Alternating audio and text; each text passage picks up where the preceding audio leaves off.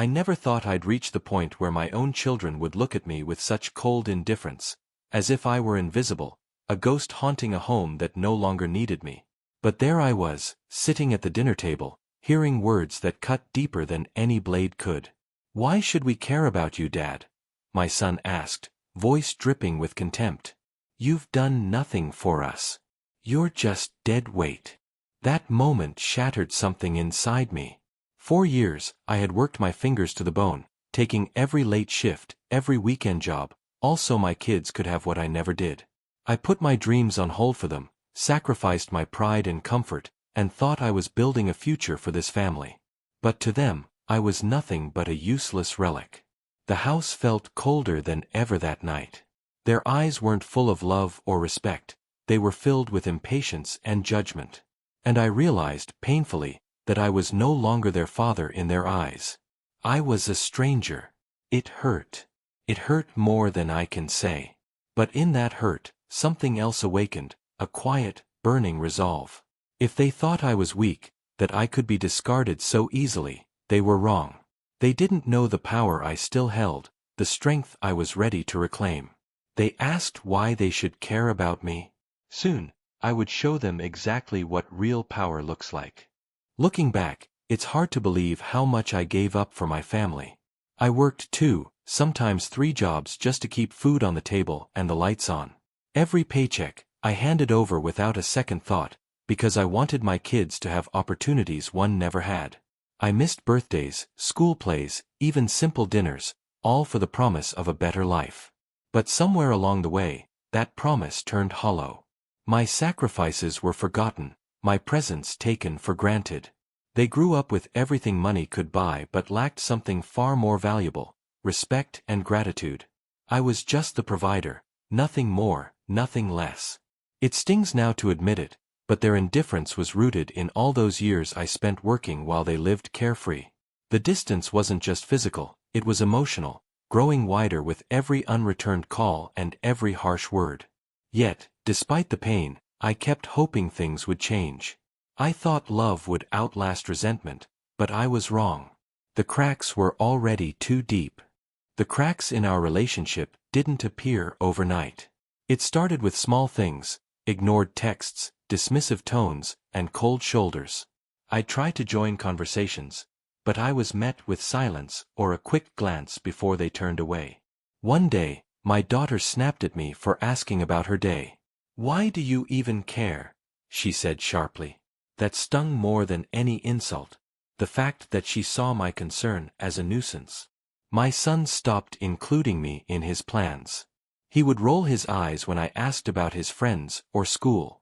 I could feel the growing wall between us, thick and unyielding. I tried to talk, to bridge the gap, but each attempt was met with sarcasm or outright disrespect. "You don't get it, Dad," they said. "You never did." The moment I heard those words, a cold realization hit me. My children didn't just misunderstand me, they had written me off completely. It was in that bitter silence, filled with their harsh words, that I began to understand I needed to stop pleading. It was time to show them who I really was, not with words, but with actions. There was one night, one family gathering, that broke something inside me so completely that I knew nothing would ever be the same again. It wasn't a sudden explosion or a shouting match. It was colder than that. It was silent judgment wrapped in words dripping with disdain. We were all at my daughter's apartment for a birthday party of one of her friends. I was invited, but barely. I arrived early, trying to act like I belonged, trying to show up as the father who cared. But it was clear to me within minutes: I was an outsider. My kids ignored me. My daughter barely greeted me, and my son didn't even look in my direction the entire evening. They whispered amongst themselves, laughing quietly, shooting me those looks that said, "You don't belong here." When I tried to join the conversation, my daughter cut me off with a sharp look. "Dad, can you not?" she said, voice low but unmistakably harsh. "You're embarrassing yourself." Those words crushed me. I sat there, heart pounding, cheeks burning, but I stayed quiet. I didn't want to cause a scene. I wanted to leave with some shred of dignity intact. But then it got worse. My son, barely looking up from his phone, muttered loud enough for me to hear, "You're useless, Dad. You never did anything for us except make us look bad." That was the last straw. I left the party without saying goodbye. The walk to my car was heavy, every step feeling like I was sinking deeper into a pit I'd dug myself. The streetlights blurred through my tears as I tried to hold myself together. That night, I realized that no matter how much I had given, it was never enough. They didn't see me. They never had. But somewhere in that pain, anger began to rise. It was no longer sadness, it was fire. The fire of a man who refused to be erased, forgotten, discarded. I decided then and there, I would stop begging for respect. I would stop trying to be the father they wanted me to be. Instead, I would become a man they couldn't ignore. A man who showed his power not through words, but through undeniable action. I didn't know exactly how I'd do it yet, but one thing was clear, I was done being invisible. The days after that party were the hardest I've ever faced. I went through every memory, every sacrifice, questioning what it all meant. I asked myself, why did I keep trying to hold together a family that had already given up on me? The truth was painful. I had spent so long defining myself through them. My identity was wrapped up in being a provider, a protector, a father. And now that role had been stripped away, leaving me with a hollow echo of who I thought I was. At the same time, I saw a glimpse of freedom. Without their approval, I could rebuild on my own terms. I could focus on myself, my own strength, my own power. I started reading again, books on business, psychology, and leadership. I began exercising regularly, eating better, taking care of my health for the first time in years. Slowly, the man they ignored began to wake up inside me. Most importantly, I stopped apologizing for who I was. The hardest part was knowing I had to do this alone. The loneliness was suffocating, but it was necessary. I had to cut the ties that bound me to their judgment and pain. So I set a goal, to rise above their contempt, to show them the man I truly was. A man worthy of respect, not because they demanded it, but because he earned it. That was my breaking point, the moment I chose power over pain, action over despair. After that breaking point, I knew I needed a plan, not just a vague hope, but a concrete path to reclaiming control over my life and, quietly, over the respect I'd lost. The fire burning inside me wasn't just anger anymore, it was a force demanding direction. For weeks, I sat alone in my small apartment, writing down every idea that came to mind. I started by listing everything I had, my skills, my contacts, my savings. It wasn't much, but it was a start. More importantly, it was mine. I realized that the power I wanted to show my kids wasn't just financial or material. It was about standing tall, being independent, and proving that I was more than the sum of their dismissive words. So I began with myself. I dusted off old resumes, reached out to former colleagues, and even enrolled in online courses to sharpen my skills. The world had changed since I'd last looked, but I was determined to catch up. Every morning, I woke up earlier than I ever had before. I exercised to build not just strength but discipline. I read books on leadership and personal growth, hungry for knowledge that could transform my life. Slowly, the man in the mirror began to change. My posture straightened, my gaze grew firmer, and the weight of their scorn started to lift. Financially, I made small but strategic moves. I invested in a small rental property I'd inherited years ago but never thought much about. It wasn't glamorous, but it was a foothold, a seed for something bigger. I also started a side hustle repairing electronics, something I'd always been good at but never pursued seriously. It gave me purpose and, most importantly, income that was truly mine. At first, none of my kids noticed. I was just Dad, the background figure they ignored. But inside me, I was building momentum. Each small victory, every dollar earned, every skill mastered was a brick in the foundation of my new life. I was patient because I knew this wasn't a sprint, it was a long game. And while they wasted their energy dismissing me, I was quietly preparing to show them what real power looked like. As weeks turned into months, the changes inside me began to ripple outward. though no one noticed yet. My kids still treated me as an afterthought, an invisible man lurking in the shadows of their busy lives.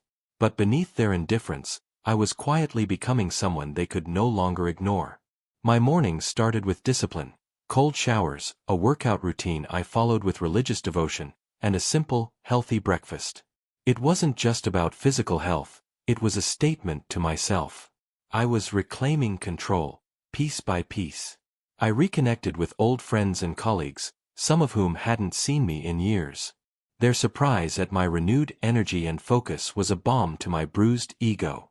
They saw a man on the rise, not the broken figure my children had painted me to be. At work, I took on new challenges. The side business repairing electronics grew steadily, word of mouth spread, and soon I was helping clients I never imagined I'd work with.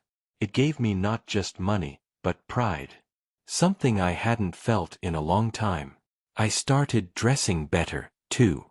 I traded in the worn-out clothes for crisp shirts and well-fitted jackets. It wasn't about vanity, it was about signaling to myself and the world that I mattered. But still, my kids acted like I was invisible.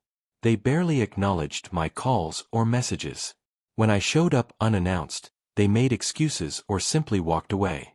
Their words were colder than ever, little jabs meant to wound, but instead, they fueled my determination. One evening, my daughter's voice came through the phone, dripping with disdain.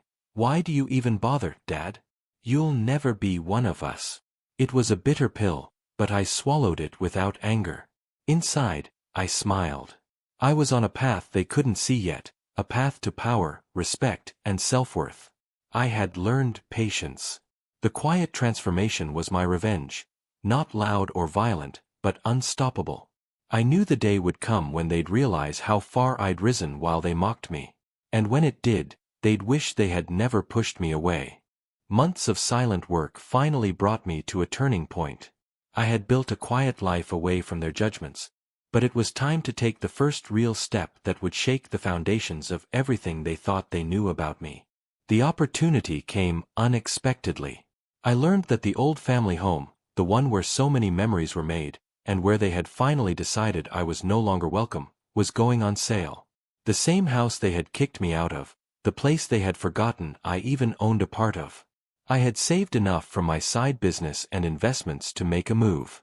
Without hesitation, I placed a bid that surprised everyone, including my own children. When they found out I had bought the house next door to them, their shock was palpable. The smug smiles faded, replaced by uncertainty and, for the first time, a hint of respect. I didn't make a big announcement. No grand speeches or public showdowns. I simply moved in, living quietly but deliberately close to them.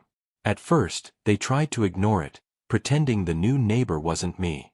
But over time, the fact that I was there, visible, independent, and powerful in my own right, disrupted their comfortable world. I started making subtle changes around the neighborhood, helping neighbors, organizing small community events, slowly becoming a figure of influence and respect in the area. Their dismissive comments turned to whispered conversations. Their cold shoulders warmed to hesitant greetings. And I smiled, knowing this was only the beginning. This was my first strike, a calculated move that showed them I wasn't powerless, that I could take back what they thought they'd lost. Living next door was more than just proximity. It was a daily reminder to my kids that I was no longer the man they thought they could dismiss. Slowly, the walls they had built around me started to crumble, not with noise, but with quiet, undeniable presence.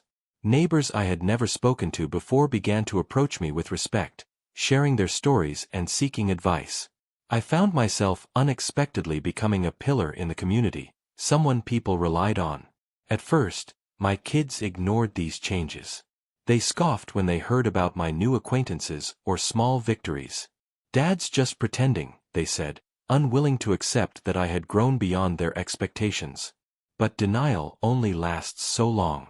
One afternoon, I caught my son watching me from his window. His usual scorn was replaced by something unreadable, curiosity mixed with unease. I met his gaze for a moment, steady and unyielding, and saw a flicker of respect. That moment was a turning tide, the slow shift in power that I had been working toward quietly for months. Instead of confrontations, there were awkward silences. Instead of coldness, tentative greetings.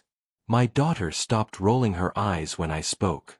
My son answered my texts, sometimes with a single word, but it was a start. I knew the road ahead was still long, but I relished the subtle victories. Every small sign that they saw me as more than just their past failures fueled my determination. They had asked why they should care about me. I was showing them, not with anger or force, but with calm strength. After months of quiet transformation and subtle shifts in how my children saw me, it was time for a decisive move, one that would forever change the balance of power in our fractured family. I had been watching and waiting, carefully gathering information about the family business, the company my ex-wife and kids had controlled since the divorce. It was no secret that I'd been pushed out, left with nothing but bitter memories and legal papers. But what they didn't know was that, over time, I had quietly acquired shares in the company through back channels and trusted contacts. It was a slow process, requiring patience and discretion, qualities my kids never gave me credit for. One afternoon, I attended a shareholders' meeting. As I walked into the room, heads turned. My presence was unexpected, unsettling. The room buzzed with whispers as I presented my proposal, a plan to restructure the company, to bring transparency and new leadership. Some scoffed, others were wary, but I was calm, confident. For the first time, my kids looked at me not as a forgotten father, but as a man with real influence and power. They tried to resist, but the majority of shareholders backed me. Slowly, the tide turned. I wasn't just a powerless parent anymore, I was a force to be reckoned with. That day marked a turning point. The power play I'd orchestrated wasn't about revenge, but about respect. And they had no choice but to recognize it. The day I had been preparing for silently, patiently, had finally arrived. The moment to confront my children with the truth they never wanted to hear. Not with anger or bitterness, but with calm strength and undeniable facts. I invited them all to the family home, the very house I had quietly reclaimed, the symbol of everything they thought they had taken from me. The same walls that had witnessed their rejection and my quiet comeback. They showed up, uncertain and guarded. My daughter, sharp-eyed and wary, barely looked at me. My son's jaw was clenched, his eyes cold but searching. The atmosphere was heavy with years of resentment and silent accusations. I began by speaking slowly, carefully choosing my words. I told them about the years of sacrifice they had ignored, the nights I worked in silence, the steps I took to rebuild myself from the ashes of their disdain. I showed them documents, shares I had acquired in their company through quiet channels, investments I had made without their knowledge, the portfolio I had built, the network I had connected with, the power I now held in the very world they thought I was excluded from. Their faces shifted through disbelief, shock, and finally, a reluctant recognition. My son tried to speak, voice shaky but defiant. "You can't just show up here and take over. This isn't your place anymore." I looked at him steadily, feeling years of pain and strength collide. "It is my place, because I fought for it. You wrote me off, but I never wrote myself off. I am here, and I'm not going anywhere." My daughter's eyes welled up, and she whispered, "Why didn't you tell us? Why hide all this?" "Because if I told you, you wouldn't listen. You only hear what suits you. Now, you have to face reality." The silence that followed was thick, heavy with everything we hadn't said, every tear unshed, every hurt unspoken. I saw the man they had once disrespected, standing tall, strong, and proud. Not because I wanted their approval, but because I earned my own. Respect is not given, it is taken, earned through strength, patience, and action. That day, they learned that lesson, whether they liked it or not. And I knew that no matter what came next, I had already won. The reveal that day left the house heavy with tension. My children sat there, faces pale and eyes wide, grappling with a reality they had refused to accept for so long. I watched them, feeling a mix of satisfaction and sorrow. Satisfaction because I had proven my strength, sorrow because of the years we had lost. They tried to speak, to ask questions, to apologize in stammered, hesitant ways. Their voices trembled, not from genuine remorse, but from shock and confusion. They didn't know how to face the father they had once scorned. My daughter was the first to break the silence. "Dad, I'm sorry we never saw this side of you. We didn't understand." I nodded, holding back the flood of emotions. "I know," I said softly. "But apologies don't change the past. What matters now is what we do next." My son looked down, ashamed. "We were wrong about everything." I took a deep breath. It's not about being right or wrong. It's about respect. Respect that is earned and given. And respect that starts with yourself. Over the next days, I set clear boundaries. I was willing to rebuild our relationship, but only if it was built on honesty and mutual respect. No more dismissive comments, no more taking me for granted. It was hard for them, harder than I expected. Old habits die slowly, and their pride often got in the way. But I was patient. I focused on healing, not just my own, but theirs too. I encouraged open conversations, listened without judgment, and shared my feelings honestly. Slowly, they began to change. They showed up more often, asked about my life, and even sought my advice. It wasn't perfect, but it was progress. The aftermath of that reveal was a turning point, not just in my life, but in theirs. We all had a chance to rewrite our story. In the quiet moments that followed the storm, I found myself reflecting deeply on everything that had transpired. The pain, the rejection, the hard-won victories. The journey had been brutal, but it was also filled with invaluable lessons, ones I knew I needed to carry forward. First and foremost, I learned that self-worth cannot be dependent on the opinions of others, even those closest to you. For too long, I had tied my value as a man, a father, to the approval of my children. That dependency had made me vulnerable, and ultimately, invisible. Respect, I realized, must first come from within. It's not something you demand or force, but something you cultivate through your actions, your integrity, and your unwavering belief in yourself. When I stopped begging for their respect and started earning it through quiet, consistent strength, the dynamic shifted. I also understood that forgiveness is a process, not an event. While my children's apology was a start, true healing required time, patience, and a willingness to face uncomfortable truths. It wasn't about erasing the past, but learning from it, acknowledging the wounds and choosing whether to let them define us or drive us to be better. Another lesson was about boundaries. I had spent years sacrificing my needs, often at the expense of my own happiness. Setting clear boundaries was crucial, to protect my dignity, my mental health, and to redefine the relationship on terms that honored my worth. Finally, I realized the power of resilience. Life had knocked me down repeatedly, but each time I stood back up, stronger and more determined. That resilience wasn't just about surviving hardship, it was about transforming pain into purpose. These lessons didn't erase the scars, but they gave me the tools to move forward with grace and strength. I was no longer a broken man begging for love. I was a man who had reclaimed his power, on his own terms. And that was the greatest victory of all. After everything that had happened, the rejection, the silent struggle, the quiet victories, and the reveal, I reached a place where I had to decide what kind of relationship I wanted with my children going forward. This was not just a choice about them, but about myself and my peace of mind. For years, I had chased their approval like a ghost, trying to fill a void with their fleeting attention.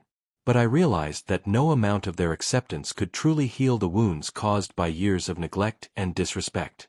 It was a painful truth, but one I accepted. I could not force them to love or respect me. All I could do was offer my best self and allow them to respond on their own terms. So I made my final decision, a decision rooted in self-respect and boundaries. I chose selective contact. I would be there for the moments that mattered, the milestones and emergencies. I would listen, support, and offer guidance when asked. But I would no longer chase after their affection or allow myself to be a punching bag for their frustrations. It was a boundary born not out of bitterness, but out of love for myself.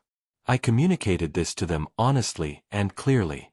From now on, I will respect myself enough to protect my heart, I told them.